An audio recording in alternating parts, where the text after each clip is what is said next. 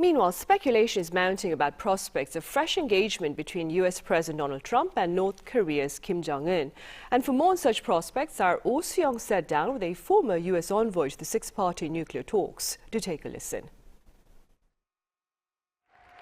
Seoul and Washington could aim for small but meaningful steps towards denuclearizing North Korea in a possible small deal under the new Trump administration. Former US intelligence official Joseph Detrani told Arirang he sees potential for a revival of top-level talks between President Trump and North Korean leader Kim Jong-un after the Hanoi Summit in 2019 broke down, which showed that Kim was not ready for a big deal to close down all his nuclear facilities. Ambassador Detrani was Washington's special envoy to the six-party talks that aimed to negotiate with North Korea 2 decades ago.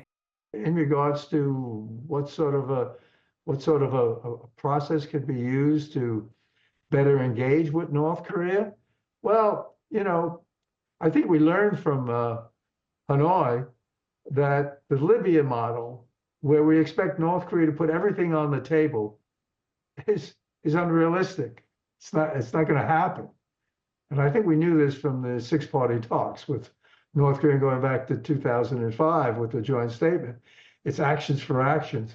As North Korea gets certain benefits, they will start to dismantle their nuclear weapons programs.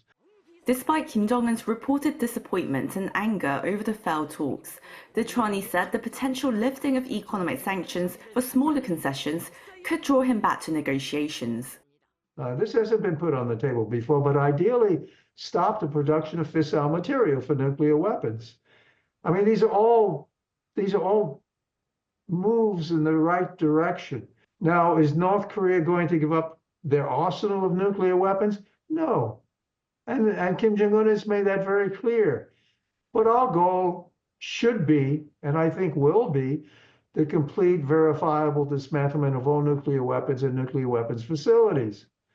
And that should continue to be our goal.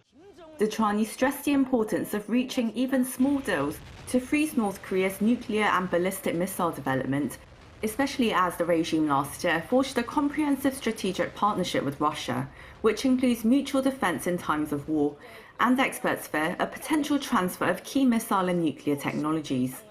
The assessment, at least in the United States, is reportedly that they can